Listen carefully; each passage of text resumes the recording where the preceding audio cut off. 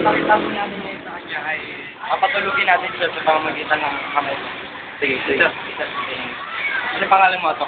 Jan, Jason, AJ ka. Magic pa yan. Magic man. Yeah. Hindi. Parang ngayon, pag gagawin kong kontrolin ko yung spirito mo. Pangalan mo ito? Magas po. Sapuin mo siya. Okay. Huminga na malalim.